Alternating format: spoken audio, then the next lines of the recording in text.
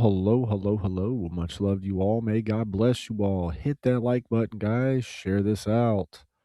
We might experience the strongest El Nino in a century. The atmosphere is shifting into a state of unprecedented chaos as meteorologists track what is being described as a once in a century climate monster. It definitely has been some really weird weather. I think a lot of us can say that. Almost 60-degree temperature drops sometimes within a day's time just to go back up 60 degrees again, guys. So it doesn't, shock me to see this. We've known we've been in El Nino for quite some time. But how can we relate this to the Bible?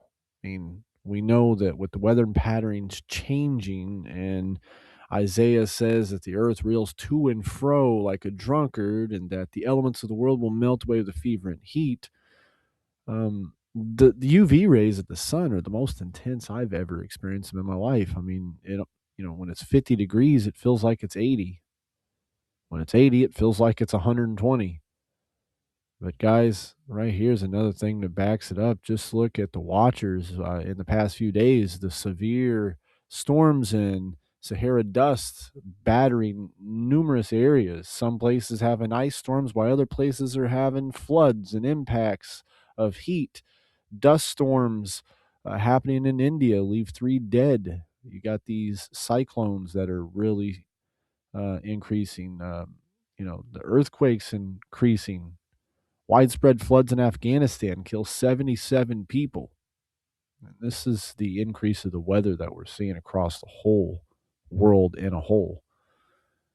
So, guys, this digital ID stuff is not going anywhere. Actually, Mexico is pushing that here really soon. They all have to have their identification on the phone or pretty much be taken out. It always begins with a promise of convenience, a promise of safety, a promise of efficiency, a promise that this new system will make life easier, smoother, smarter, and more secure. Honestly, with my opinion, the more that we upgrade things with technology, the more problems we have. And it seems every single app almost every day is down, including YouTube on Down Detector. There's always something getting hacked or down.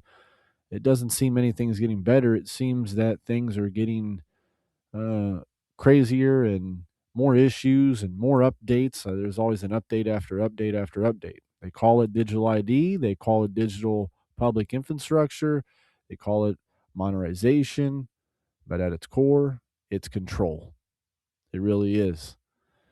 Bill Gates has once again championed that the digital identity as a foundational pillar for the future in a recent discussion that people that should stop people in their tracks with what he's saying here, because once identity is tied to your money and then connected to your medical history, your food system, your land use, your energy consumption, your compliance with state or institutional rules, you are no longer dealing with a simple ID card, you're dealing with a digital leash.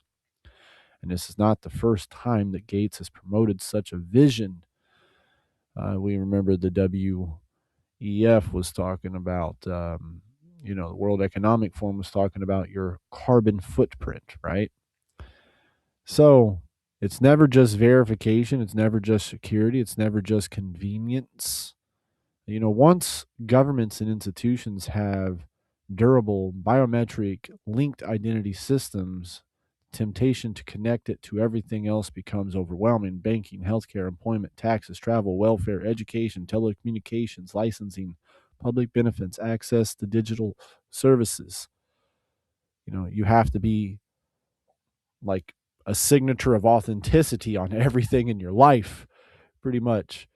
And that's what it gets. And I agree with the thing. This is not paranoia. Mexico is rolling out this new barometric system that they have to apply by it, or basically you can lose your everyday capability of, for instance, you like being involved in social medias, you like having a telephone, you like having a lot of these things.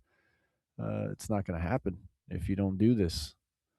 And I don't trust it. The United Kingdom was moving towards the same general direction. Of course, it got pushed back from a little bit right now, but they were moving towards it, saying that if you refuse, like, listen, honestly, because I had a video proving that they were saying it, and this is like where Mexico's going now too, and some countries already have. You can refuse it, but then you'll lose your phone. You can refuse it, but then you struggle to work. You can refuse it, but then you cannot have access to services. You can refuse it, but then you are locked out of modern life. It's not freedom, it is a managed compliance. And beyond Mexico and the UK, there are at least two major global examples that reveal just how broad this push is. India. The first is India. India put this system that is frequently celebrated by global technocrats as a model for digital governance. It is one of the largest biometric identity systems ever created, and it has become deeply embedded in everyday life. Supporters say it improves access and efficiency, but critics have long warned that this identity system becomes a key to financial service, telecoms, government benefits, public access.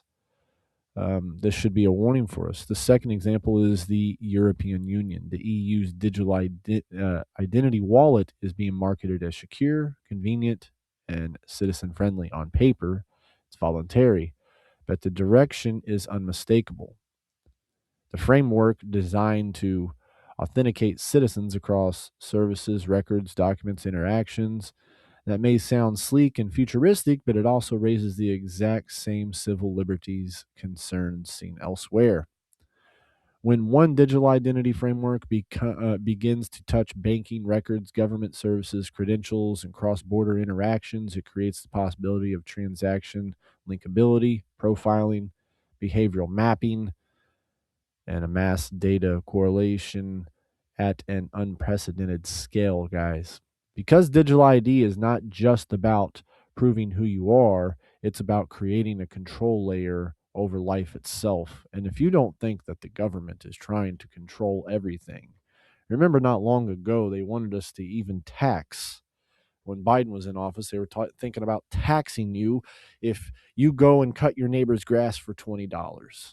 What does that matter? You made $20 to cut your neighbor's grass. You shouldn't have to be taxed on that. That's never been a thing before, right? They simply need the system, a system that knows who you are, a system that knows where you bank, a system that knows how you communicate, a system that knows where you travel, a system that knows what services you use, a system that increasingly decides what you can access. We're already pretty much at that. I mean, you type in something in your phone, type in something in your search engine up here, the AI already starts doing this. This is a freedom debate, guys. And the only thing that sets us free is the King of Kings, Lord of Lords, Jesus Christ. Keep your eyes on him because we fight from victory, not from defeat. That is thanks to King Jesus. We are living in some very, very perilous times. If you missed yesterday's street preaching, this proves to you how far this country's getting, how far the whole world and whole is getting. And I hope that it encourages you to remain bold, no matter the face of opposition that we are faced with. Much love, and may God bless you.